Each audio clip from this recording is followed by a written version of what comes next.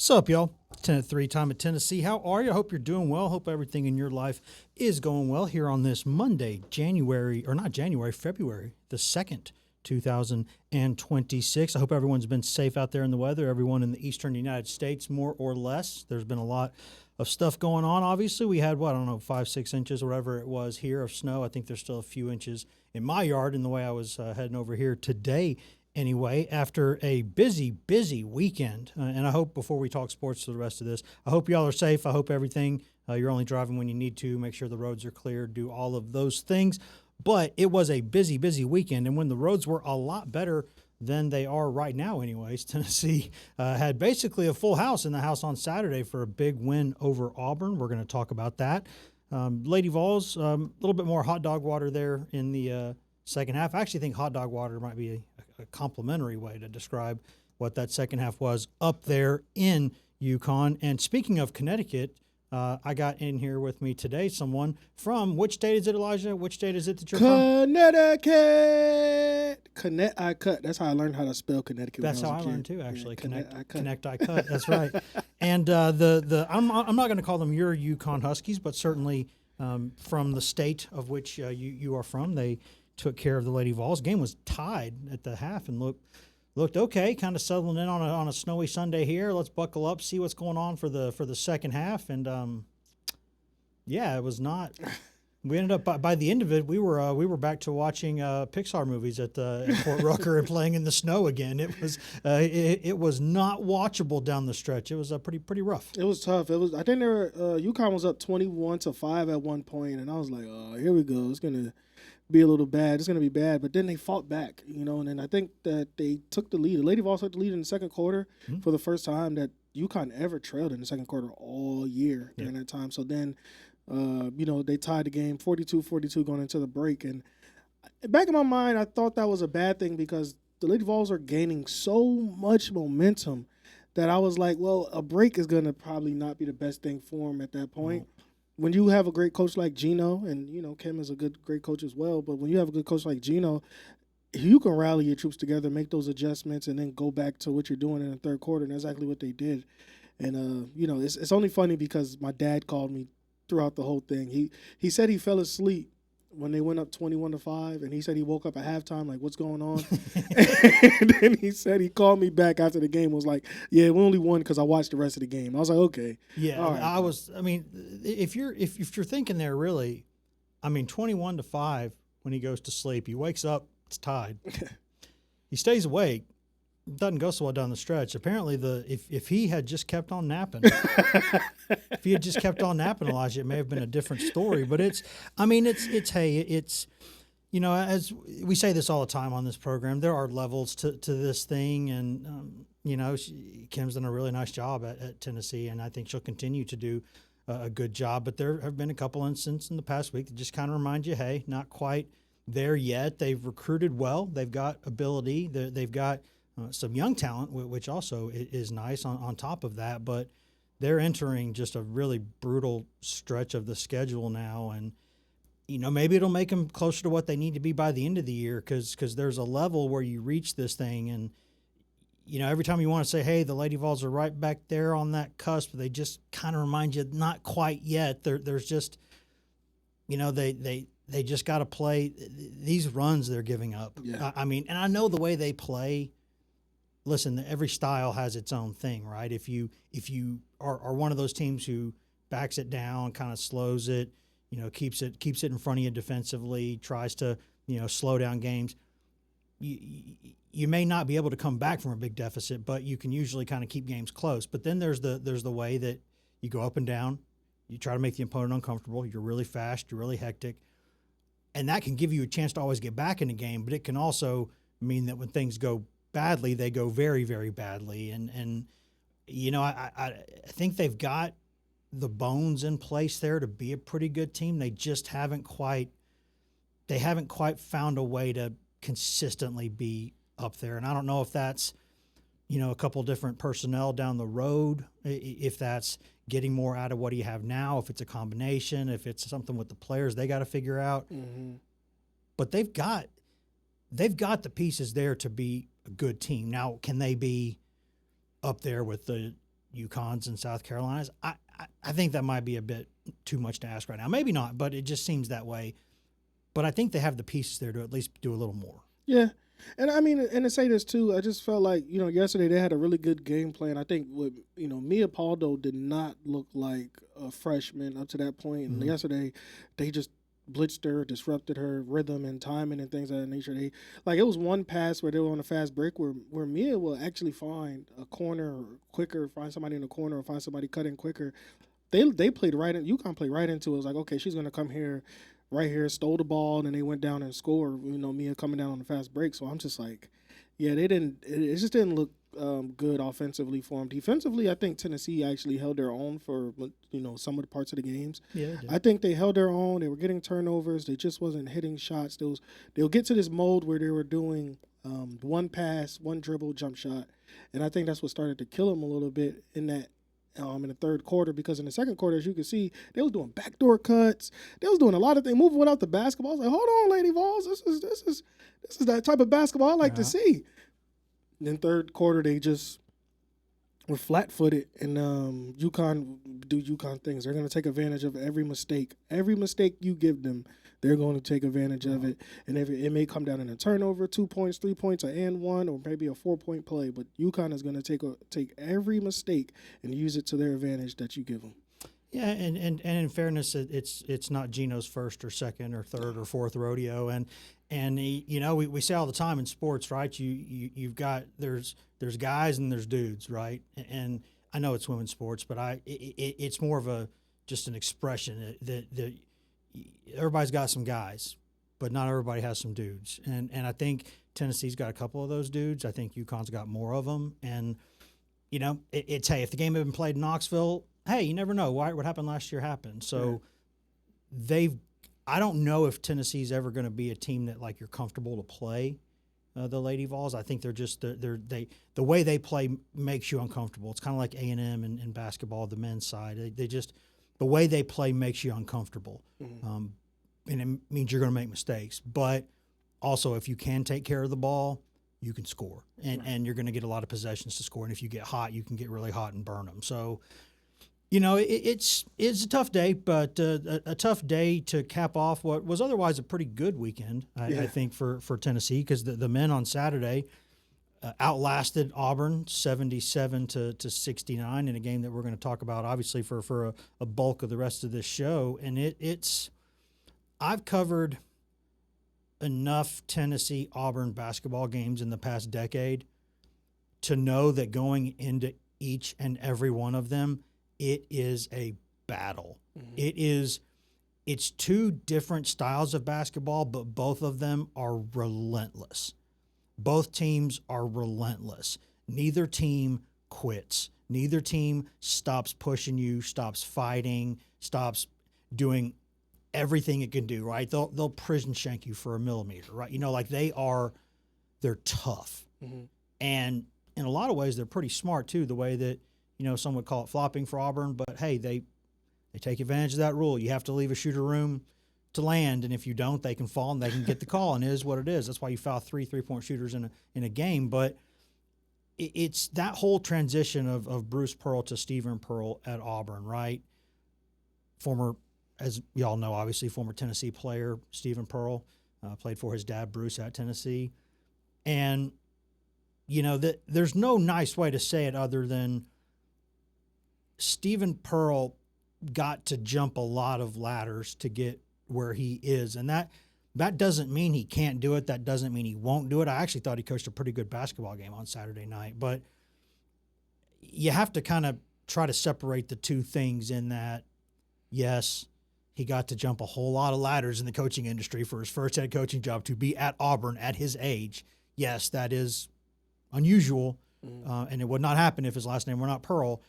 And I know we live in a world where Nepo babies are getting called out, and fair enough, right? Fair enough.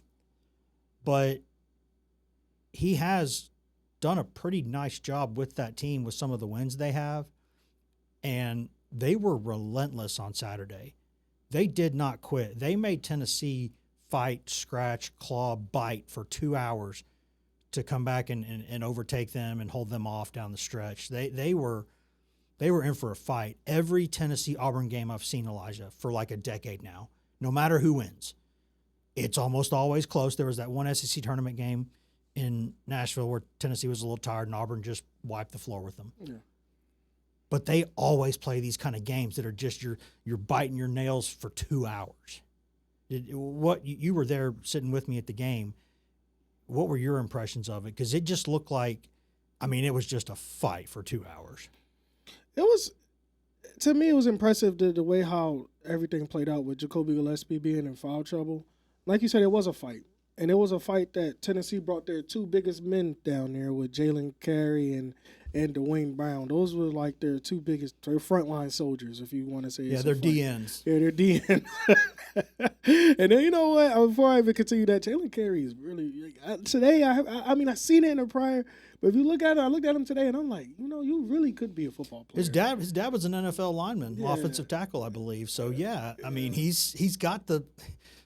You look at it and you're like, dude, are you sure you're playing the right sport? You're good at basketball, but hey. If you would have, not disrespect the track and field, but if I see him doing the shot put, I'm like, come on, man, get out of there. Yeah. Let's get out of here. Let's get you somewhere else, man. Yeah, and it's like one of those things where, like, you ever seen, like, a beer can in Andre the Giant's hand, or whatever, where it looks like he's got, like, one of those, like, 4-ounce cans, but it's a 12-ounce can. Yeah. Yeah, he would make that. He would make that shot put look like a baseball or something, And the way that they go, he's a guy that we'll talk about him later, because if he would just play all the time the way he's capable of playing, that's an all-conference player. He just is so much more physically powerful than most of the other big men at this level. Sometimes the length bothers him, but if he can get chest to chest and push you off your spot, you better be held down like an anchor or you're going to go flying. And I agree with you. With him and Dwayne, those two guys, we can talk more about them and about their play later. But what I really liked about it is the team rallied. The team rallied around when I think that their best offensive player, Jacoby Gillespie, he's sitting out. And you have Bishop Boswell, who's not known for a scorer. He barely averaged around 7 points per game. Nate Ahmet still trying to find himself. Amari Evans isn't really much of the catalyst when it comes to scoring. No, but a catalyst in every other way. But yeah, in every other way. And then you got, Jalen Carey, Dwayne Brown, JP. So it's like, where do your offense come from? And it came from their defense. It was causing turnovers. They was on the run. They're jumping. They're getting the rebounds. They're getting the extra points. And that's what I really liked about what I saw about the Tennessee team, because it showed you that they don't have to just slow things down and be a half-court offense. Sometimes all you got to do is just let your defense become the best part of your offense, and that's what they did in some parts of those nights. And what I really liked about what even the Auburn coach said it, he said they punked us. They did. I think they legit did, because at the end of the day, it wasn't like, we saw a superstar, we saw a Kobe Bryant performance or anything from somebody. What we really saw was that team was getting down, nitty-gritty, taking the ball away, boxing out, doing things that you don't see typically on the stat sheet to win that game. And I think that if Tennessee wants to go as far as they want to go into the NCAA tournament, the SEC tournament, they're going to have to win games like that, because, as you can see, some games you have to pull out, like how they did with Houston last year when they lost that game. But that was a gritty game that you will have to win. Those are games that's going to show up in a tournament, because you're playing games every day. Not every day you're not going to get 80-point, 90-point points. It's not sustainable. You're not going to do it. So you got to show that you can win those tough games that's going to come down to probably free throw shootings, points off of turnovers, and how often can you get second chance rebounds, and they showed it against Auburn. Yeah, and we have some video from Barnes I think I'm going to play here in the second segment, because we won't have time to get in here before we go to a secret time. But I think that we talk a lot, and I think rightly so, when they've not made their free throws, and there have been a bunch of games where they've not done that, and it's turned some wins into losses. Let's just, we call things what they are here, and that's they lost a couple games because they didn't hit some free throws, and that's why they have 6 losses instead of 1 or 2. That and some other little things, turnovers especially. But in that game, they were 25 of 31 from the free throw line, and they were 16 of 18 in the second half, which is almost 90%. So they were all pressure free throws. That game was tight, like Georgia was the whole game, sitting on an edge the whole time, and Tennessee was not. built that early lead, but then Auburn was like, hey, we're fighting back now. We're not going to take it. And they didn't take it. And they fought back hard and got a couple breaks with a call here or there, a couple fouls that maybe didn't have to be called, but were, and that's the game. And Auburn took advantage of those breaks, and it hit some threes, right? It made Tennessee uncomfortable, it forced some turnovers. But Tennessee had game pressure on the entire game, and it had game pressure without Felix Okpara in the game, who's one of the best rim protectors in college basketball, who absolutely changes the defense when he's not out there. Because he and Cade Phillips are 2++. I would call Phillips a plus rim protector and Okpara a ++ rim protector. But without either one of them in there, that you're changing things. Like Rick Barnes said, right, they did a couple zone looks they hadn't even practiced all year. They did a box and one a couple times that they hadn't practiced once all year, because they were just trying to kind of buy some possessions and buy some time here and there because they were all in foul trouble, and they've got to stop doing that. I don't know why they think they have an unlimited number of fouls. There are things in a game that just I will never understand. And when guys pick up an absolutely stupid foul in the first 2 or 3 minutes of a game thinking, that's fine, I got a bunch of them left. No, you don't. It's not. Like, if you do that and then you do that one more time, you're probably out for the rest of the first half. And if you do that again early in the second half, guess what? You're going back to the bench. And they keep acting like they have an unlimited number of them. No, you play hard because Rick Barnes wants you to play hard. But you don't pick up dumb fouls. They keep getting lucky to kind of get away with this. At some point this season, it absolutely could end their season. They've got to stop doing that.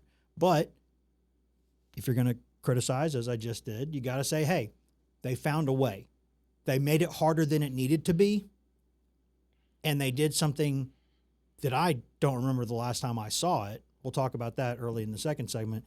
Winning a basketball game in 2026 without making a three-pointer in the final 35 minutes of the game, which in this day and age is mind-boggling. I didn't know.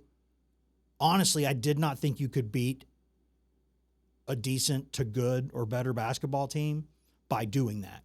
I didn't think it was possible. Apparently it is.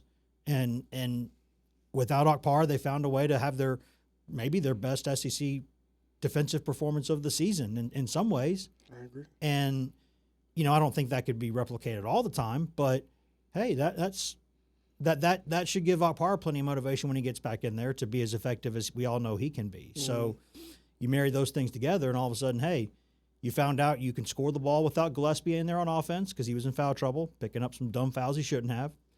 And you found out you can play some defense without Felix Okpara, who missed the entire game with an injury. So we got a lot more to talk about with that, but Tennessee found a way, and we're going to talk about that in the second segment. You got to go horses for courses sometimes and just figure out which horses you got, which courses you got, and how you got to run it. Right. And they found a way to do it, and that was impressive. And we're going to talk about that and hear from the Reverend Rick Barnes himself when we come back right here on 10 at 3. Secret time. Secret time. Yeah, I could not believe. I mean, I knew they hadn't had a lot of threes, but I didn't realize, one, they didn't hit a single one in the second half, and two, they didn't hit one in the final 15 minutes because they were so hot from three early. They were like 4 of 6 from three in the first, 4 minutes. Mm-hmm. And then 0 for 7 the rest of the game, but hardly ever even shot them. Yeah. And Ament's 4 of 16 from the floor, but he kept getting fouled, so he kept going to the line. And I had not realized. I mean, that honestly reminded me. You've seen Skyfall? Mm-hmm. At the end, when basically Bond's facing a modern paramilitary force, and he's just like at his old home there in Scotland, and he's only got like a couple of, like an old shotgun, a handgun, like some light bulbs that they can, turn into sharp objects, some old dynamite from the mines that they can use. It's like he went home alone on a modern paramilitary force. That's kind of what Tennessee did against Auburn. But you know what, though? I don't see that was a problem. I just think that, how can I say this? Like I said, those nitty-gritty wins are what you're going to need. And I think that the more 3 points they probably would have took, I think that they probably would have lost the game because they hit the first, 4, but when you start forcing them, That's when it become a problem. I feel like all those shots were open. It was the extra pass, extra kick, shot, stuff like that. But when you just start forcing them, just taking them just to take them, that's when I think like it's like I don't know. You could die on an overdose of threes. You can, but to not shoot any is. You can die on an overdose of threes. That's why. How much more time we got? Secret time, Justin? 12 seconds. Well, then I say it's about time we get back to business. 12 seconds.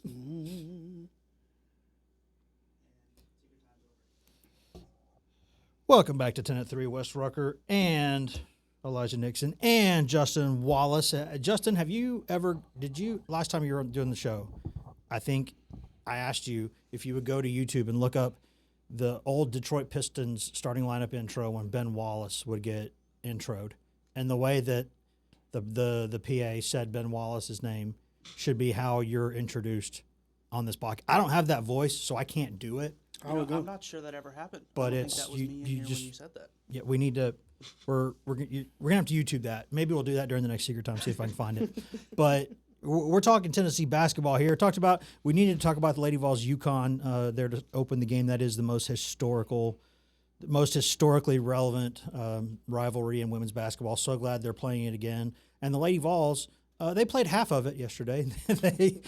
they were game. They were up for the fight for about 20 minutes, and then they kind of got taken to the cleaners in the second half. We talked about that, and then we moved on to the men who did beat Auburn 77-69 and found different ways to do it. And apologies, this video that we're going to play, it's a little bit longer than a lot of the ones we would normally play, but I think Rick Barnes' answers here were so good that I want us to hear them in their entirety. And I just think I just think the way that he explained this and how important it was, and the way we asked him a few times about playing defense without Okpara, playing offense without Gillespie, finding out they could do it, the relevance of that. So I thought we needed to play all, I think, 3 or so questions he was asked about this. So here from late Saturday night, maybe even early Sunday morning at that point, was Tennessee coach Rick Barnes discussing some important things after that win over Auburn. Much Carey and Brown, it's like a couple of SEC defensive ends out there. Obviously, they got a lot of minutes together. What did they give you tonight? Well, I can tell you what I just told Mike Keith. He said, would you thought you wouldn't make a three? I think he said in the last 35 minutes. And I told him, I said, Mike, you forget how old I am. I said, I still believe in the single wing. And, I played when there was we played everything 15 feet and in, so I'm good with that, But those guys played big for us, obviously, but our guards, I think we had 3 perimeter guys with 8 rebounds. Jalen had 8.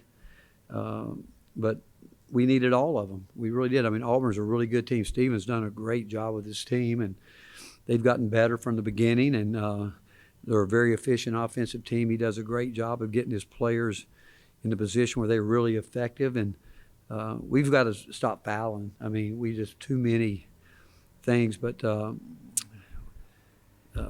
front line, that was something that we haven't had for a couple of years, and with Dwayne Brown's going to be a really good basketball player. He is now, and he's come quicker than we thought. We've talked about that, I think, in the past, but we need Jalen's consistency. That's what we need as much as anything, and JP staying out of foul trouble. But tonight, a lot of different guys, and it was truly a team win tonight because they kept pushing, and they weren't able to get it. I was there thinking, especially in the first 4 minutes, second half, people were asking about, I think we fouled 6 times in 4 minutes, and it was because they were playing harder. They came out at halftime, and it had nothing to do with officiating. I mean, we fouled because we were back on our heels. They were going right at us, and that's where we've got to mature as a team. But there was one time during the timeout, I said, hey, guys, we got 4 freshmen out here, and it's time you guys grow up. And they came out and did a pretty good job for us. There was that 7-minute stretch in the second half where Jacoby had to sit with 4 fouls, and you guys maintained the lead with Nate and Bishop and especially Amari Evans. Just what did you see during that stretch with Jacoby? It was good for us because, again, I think that, when Jacoby's out there, sometimes, he's got to stop fouling the situation he's in. But, we've in practice actually – I think a week ago, we wouldn't let him practice. We said we're going to learn to play without him, and we had him because he was tired, and so we went 2 days where he didn't do hardly anything because we can play without him, and the ball moves a little bit more, and that's what we're trying to get him to understand, that he's got to get off of it some and let it get back to him. But I thought it was great for those guys, and I thought they were confident, and they should be because they've worked hard together, and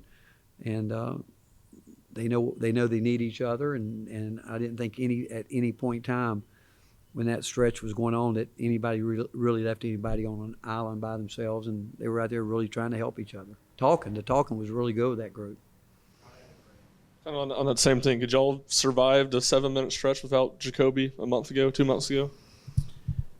That's a good question. Maybe not, but we're more prepared now than ever to do that. And,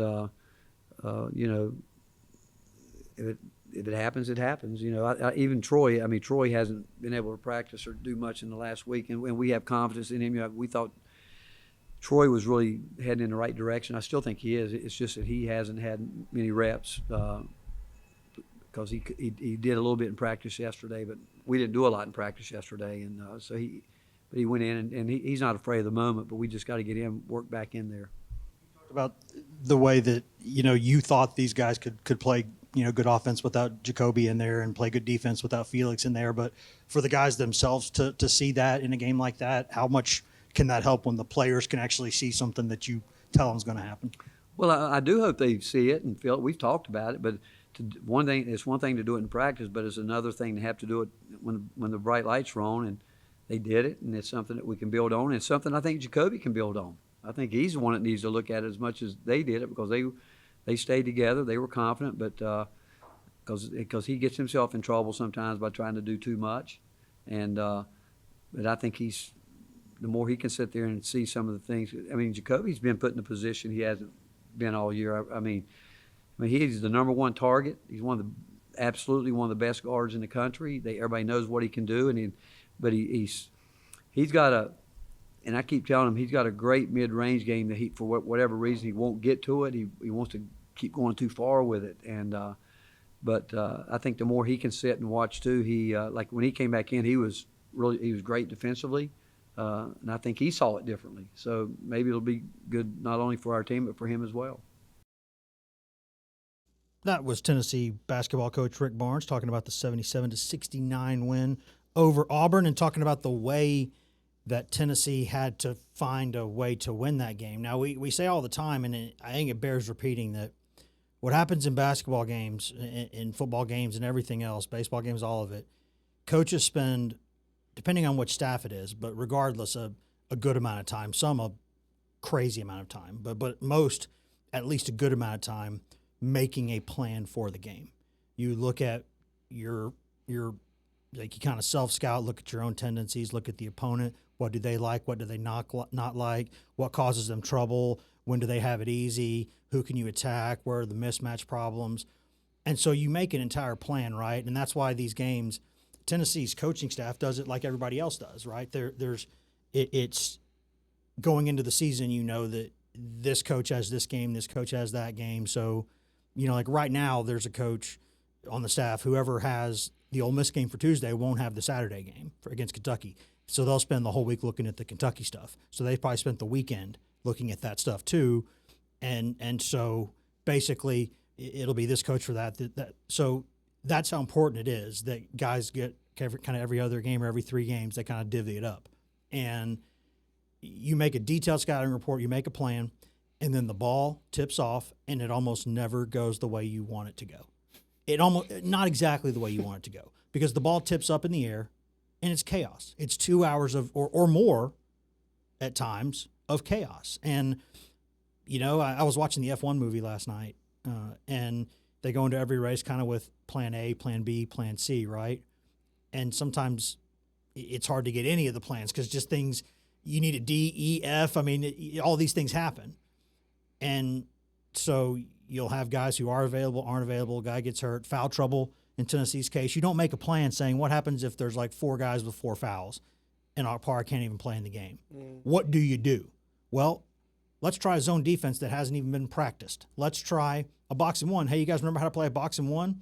Let's go play one for a couple possessions. You know, hey, let's make sure that a shot, unless it's a wide open layup or dunk, let's run about 20 seconds of offense here to just burn a little bit of time to cool down a little bit and buy some more time. You know, you just have to manage it the way you have to do it. And they found a way in that game when they weren't making or really even taking threes the final 35 minutes. They had 4 guys, I think, with 4 fouls, or 3 guys with 4 fouls and another with 3 fouls, and these were all starters. Estrella was playing. He had some turnovers early that were a problem and fouled a three-point shooter, which wasn't good, but he was still scoring and getting some rebounds. But he picks up 2 fouls like that, and he's off the floor. Boswell does it again. He's got to stop. Gillespie does it again. He's got to stop. You know, he picks up 2 and 3, 4 real quick. Boom, boom, boom, real quick there in the second half. And things that you just can't do. But they rallied a way around that, right? They were playing 4 freshmen at a time for a while. Dwayne Brown stepped up and played. That's got to be a season high for him, 33 minutes. It has to be, I would think. Ament goes 36 minutes. Gillespie only 28. Say only 28 because that's about 10 less than usual for him. And, you know, Jalen Carey, 27 minutes off the bench. They got 2 minutes out of Abram and Henderson. They just cobbled it together and found a way. And it's good to have this many options because, as we've seen now, apparently you're going to need them for different reasons. For sure. But you know what, though? But like we were just saying, this shows you how deep the bench could be. Because how many minutes Amari Abram had? 2. 2? He had 2. Troy Henderson? 2. And then, but with Nate Ahmet coming in and Amari Abram 2 minutes and Troy Henderson 2 minutes, it shows you how deep this team really can be because he was playing guys, and when those guys were in for those 2 minutes, it didn't seem like they made any mistakes.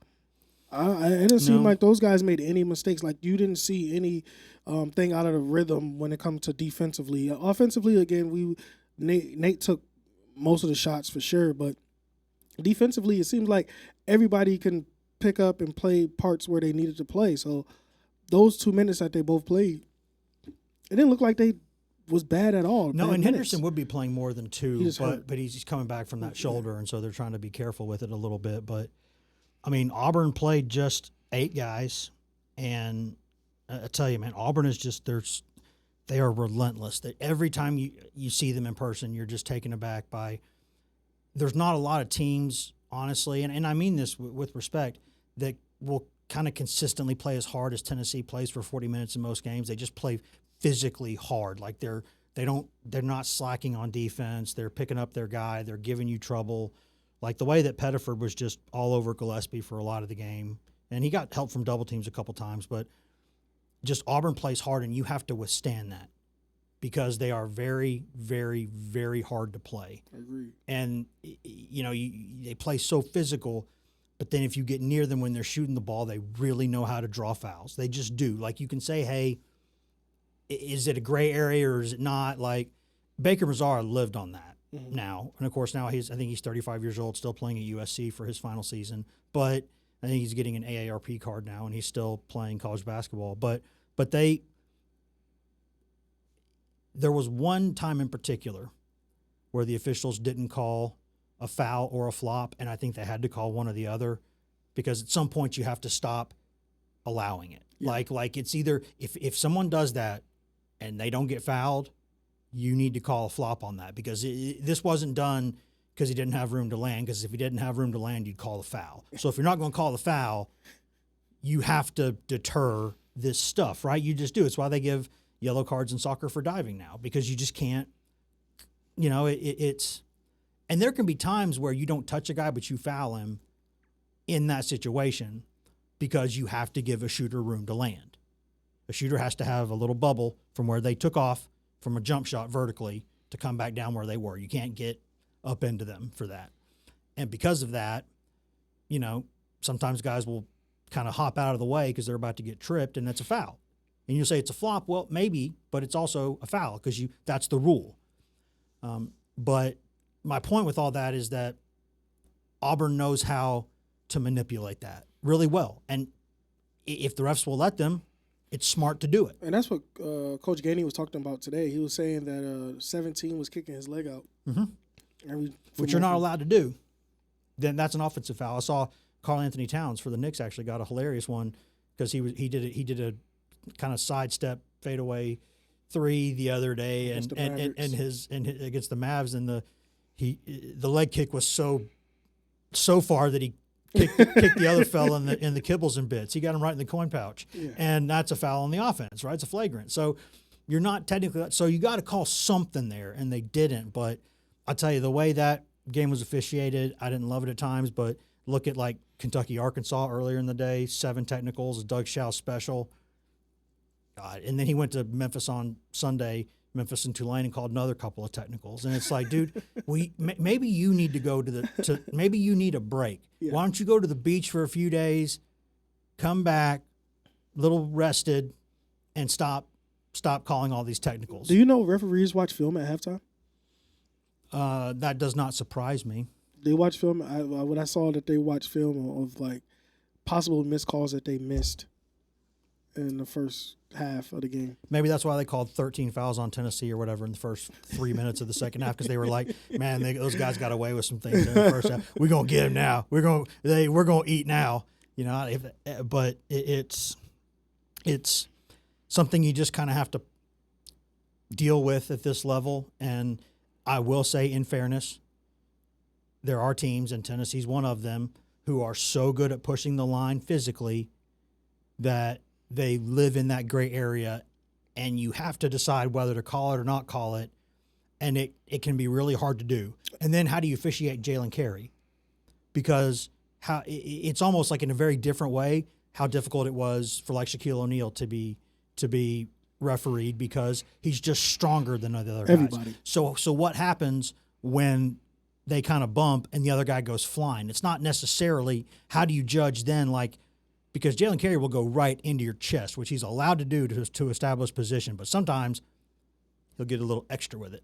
Yeah. And so it's a foul. But sometimes he gets called for a foul when it's not a foul, and sometimes I think it's very clearly a foul and he gets away with it. So it's frustrating, but I think the part where Tennessee's responsible for that is, yes, they make themselves a difficult team to officiate. So I will say that, in fairness, and I feel like I need to go use the mouthwash in the bathroom now because I had to say something nice about the officials, but they do make it difficult. Now, the technical stuff, that whatever, but the way Tennessee plays and the way Auburn plays on top of that, I would never want to officiate one of those games. Yeah, but you know what, though? That's what the physicality game brings. Like you just talked about with Jalen Carey and Dwayne Brown and those guys down low. I feel like that is their strength about the game. Jalen Carey, to me, I don't see him as he's going to be at the top of the key taking a 3-point. He's going to be down there banging his body against another guy. They're going to be. He'll take a 3 if you let him, though. If you let him. He took 1 last game, I think. Yeah. But that's not for him. So that's their game. It's like they play like a playoff type of basketball to me, like really intense. They want to get the things flowing down low. And then on top of that, you're just going to be in for a really, really long night, whether if it's Dwayne or Jalen or JP or whoever else is down there, Felix. So I think with that being said, officiating that type of matchup is – I think Tennessee will have to learn their officials, because there you got some guys that's going to let it slide, but then you got other guys who's going to be like, nah, that's not happening. I'll call that all day. Yeah, so I think – or they'll call it not – they won't call it in the first half and then start calling it in the second half, which is a crime, but it happens.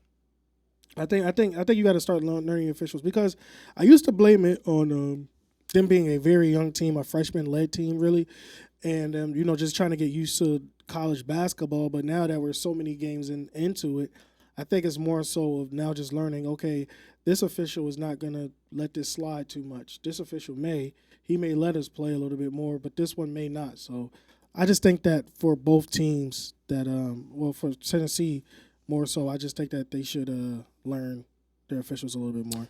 I think so too, and I think there's a lot of things that we all should learn in life. And one of the things I needed to learn was that, like a minute ago, you needed to get out of here to go back to work. Yeah. So we're going to step away for a second. We're going to take a break. Justin and I are going to bring us home for the final segment here of today's 10 at 3. But right now, thank you for being with us, Elijah. No problem. You are excused from Secret Time, my man. Get on out of here. We'll be right back here in just a second on 10 at 3. Secret Time.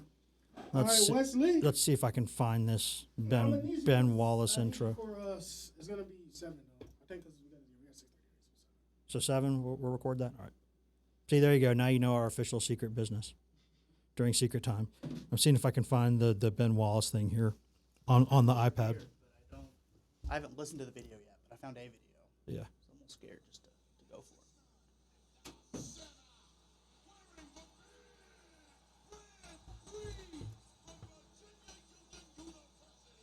It's not picking it up.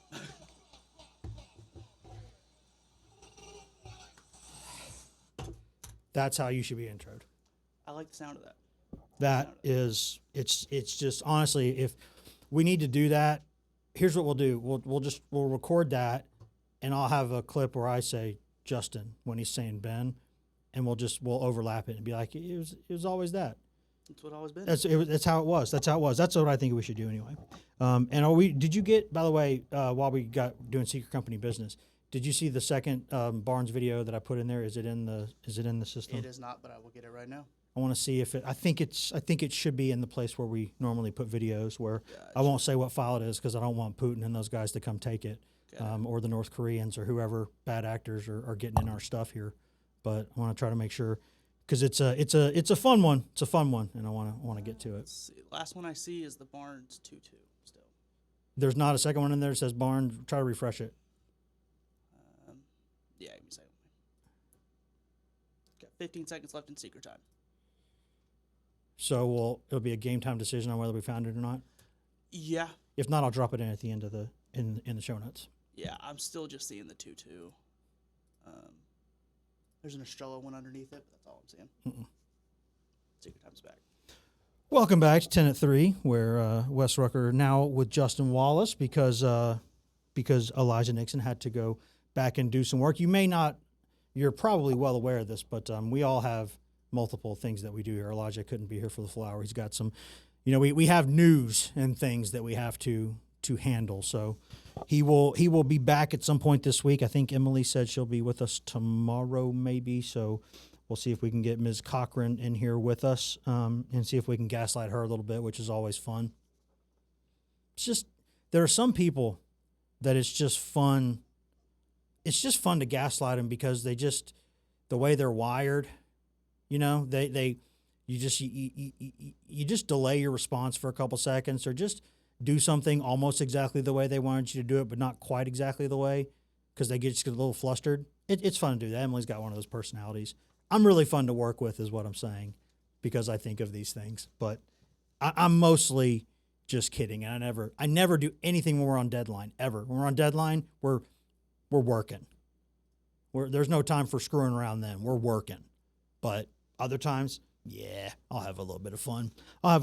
Tennessee had some fun against Auburn in that 77-69 win over the Tigers, and I don't think we're going to be able to find that Barnes shot. I might have to drop it into the show notes today, but Justin may have found it, so update there. We'll work on that. But basically, it was Barnes having a little fun and then realizing he was maybe having too much fun.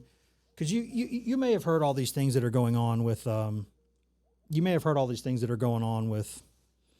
betting and gambling in college sports, and there's been some issues. And Barnes said that sometimes when he goes in and watches film, that he wonders if his guys are point shaving or betting on games. Because he goes, "Why else would you be making this turnover?" Which sometimes I've made that joke, and Barnes is joking. He clarified he was joking and then tried to remove it, but we didn't let him because it was on the record.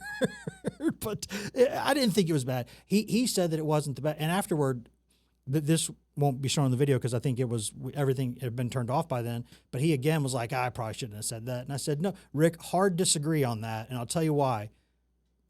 The number one key to comedy is timing. And this was a strike while the iron's hot time. This was the time to do it because of everything going on. He's like, I don't know, man, I maybe shouldn't have said it. And I love, you see this too when Rick looks over to as we've seen him do so many times in the past decade. He says something and then he looks over at the sports information director like, I probably shouldn't have said that, should I? And then usually it was Tom Sakoviak. Now it's Alex who sit there and go, I mean, you're Rick Barnes. What are we going to do, basically, at this point? So here, did you find it? You did have it locked up? Yeah. We're good. Here is, yes, it's about a minute or so, a little less than that, whatever, somewhere around there. Here is Rick Barnes having a little fun with us there during the press conference, talking about gambling and making jokes. I don't know what to say other than sometimes I wonder if my guys are betting on games. I shouldn't say that, but that's erase that. I don't want to say that. But I just wonder what's happening. I mean, because I know we're too good of players to do that. Was that a bad? I apologize. I shouldn't have said that, but because I'm. But the fact is, we've got to get smarter. We do. We got to get smarter. We have to, and we have to, and that's and they know it. We got a good group of guys, and I know they don't want to do it, but sometimes we play so hard on defense, and we're playing at a really hard, frantic pace, and we're not able to gear it down like we need to on offense because it's got to be played at a different pace, and we're still a little bit too frantic on the offensive end. That was Rick Barnes having a little fun with us there after the game, talking about some of the things Tennessee does on offense. And I think he did make a couple of salient points there in the middle of all the joking. He did say that, the demands they put on this team defensively mean that sometimes it's hard to kind of be as frantic and fast-paced and disruptive as you want them to be on defense, and then come down to the other end and play offense the way they want to play, which is a little bit more controlled, a little bit more kind of get into Barnes' motion offense, a couple set things here and there, make the defense work and get a shot. Because they want to be a team that you don't want to play on either end of the floor. And because they want to disrupt everything you do offensively, they want to be in the point guard's face for 94 feet, and they want to be in everybody else's face for, 47 feet. And that's the math? Yes, that's the math. And so they, it depends on when they come off of certain actions, when they kind of switch and when they don't defensively, and where they will go trap and where they won't. But it's very, very disruptive by design. That's how they want it to be. And so by doing that, they want to make you uncomfortable, make you make mistakes, physically wear you down. And then on the other side, they want to push the ball very quickly up the floor, and if you give them a layup or a dunk, they're going to take it. But if not, if you'll see one thing that you don't see very often at Tennessee, and there's a reason they don't really love those kind of halfway transition threes. You see a lot of other teams take these. Barnes, for whatever reason in the style, that's not what – if you get a free layup or free dunk anytime during the 40 minutes, you go take it. No questions asked. You got the lane, go take it. But if you get shut off or you don't have the numbers, they don't want you to kind of have somebody leak over to the wing and hit a three. Maybe if you're Connect, Lanier, Gillespie, you can do it. But other guys, they would rather kind of get set up and then go run their offense. And they're not doing that for no reason. They're doing that because you've made these guys, by these guys I mean the opponent, you've harassed them for every second that they've had the ball, and you've tried to disrupt them. And then on the other end of the floor, you are going to make them work.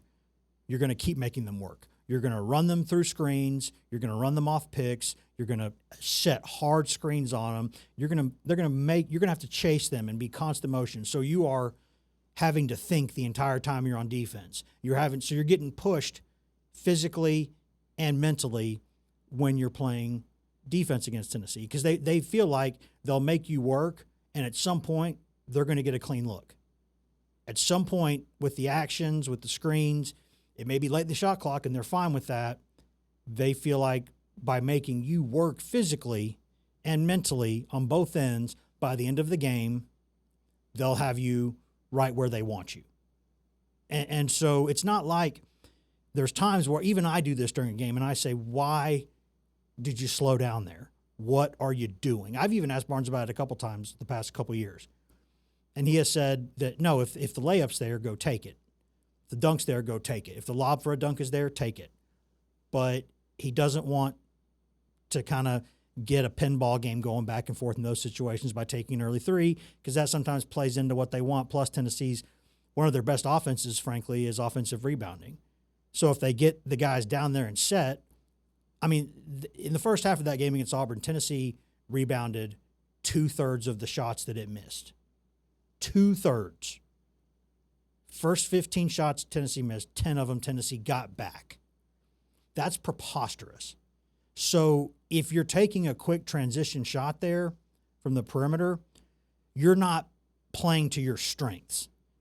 And they're willing to bet over the course of a 40-minute game that even if there's a couple of those shots they might have made, those kind of secondary transition threes, that pulling things back and running offense more often than not will give them more points or more points per possession, which is what you want, because it's not – it's every possession is its own thing, but there's also the collective sense of it.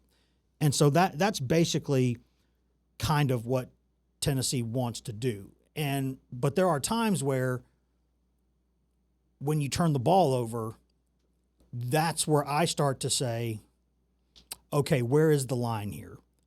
Because if over the course of 30 seconds your point is to wear down the opponent because eventually the dam will break and you'll get an open shot somewhere, I'm on board with that. But when you make some of these mistakes on simple things Tennessee does with the passes or not catching the ball or moving screens or the myriad ways that they've turned the ball over this season, catching the ball with a foot out of bounds, when you bake that into the cake, that's when I start to question, okay, is it still worth it? And the short answer is that depends on kind of how they're going to take care of the ball. If they're going to take care of the ball, it's worth it. If they're not, it's not. And so I don't know what big change you can make there other than you just have to take care of the basketball. Or else you're going to have to change the way you're playing. You're going to have to change a lot of things. And they like their system. It's flexible. They can do a lot of things within it, but they love their system. And so that's where I don't think criticize is the right word, but that's where I start to have questions. Let me see how many turnovers there were against Auburn. Tennessee, 15 turnovers. I mean, it's too many. It's just too many turnovers. And some of them, again, sometimes you get trapped in the corner or, somebody drops a pass or something. There's little things over the course of a game that they drive you nuts, but you'll accept them. You'll accept those things because it's 40 minutes, you're playing fast, you're going to make mistakes, right?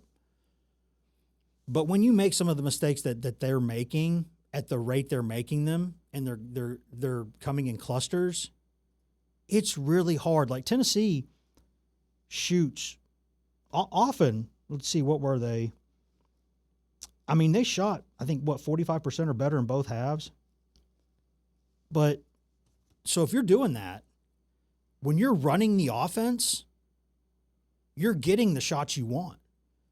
And I can see that because that's what the numbers tell me. They're getting the shots they want. Because if you're making this many of them, those are the ones that you'd want to be taking normally. And so if they will just take care of the basketball, then this team, I still think, is a top 10 basketball team. If it will take care of the ball and make free throws. Now, it made free throws against Auburn. That was big time. Tip of the cap there. Tip of the cap. That's good. In fact, that could have been a little worse than that and still been really good. That's how good it was.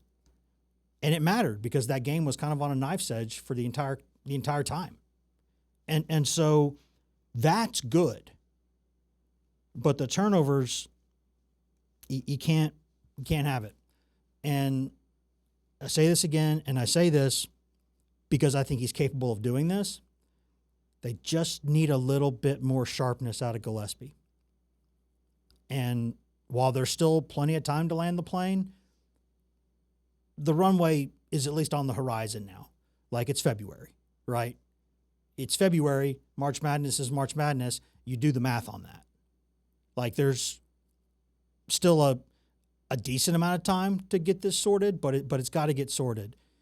And now, as kind of a full-time point guard for the first time, by and large, a full-time point guard, he's being asked to do a lot in a system that demands a lot of you. Now, again, he's well compensated for it, so that's, that's what it is. That's you get the cash, you get the expectations, you get the responsibility. And so there's just late in games,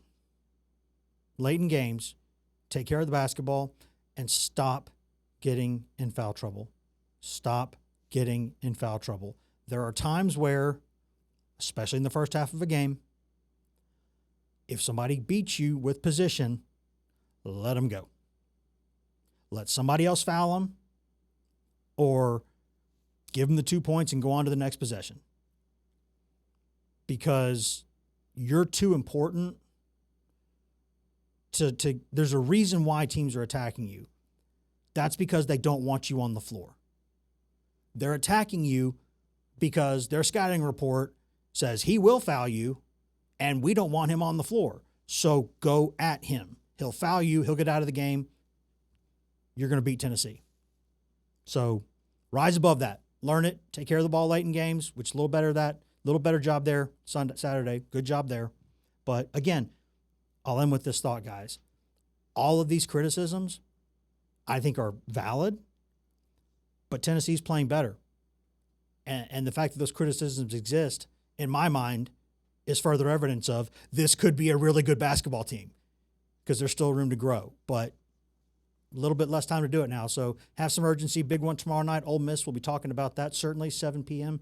Eastern, and then a big one Saturday up there on the frozen blue tundra of Lexington. So we'll be back here in about 23 hours with a lot more basketball talk. We'll see what else happens. Who knows? But until then, we'll see y'all in 23 hours.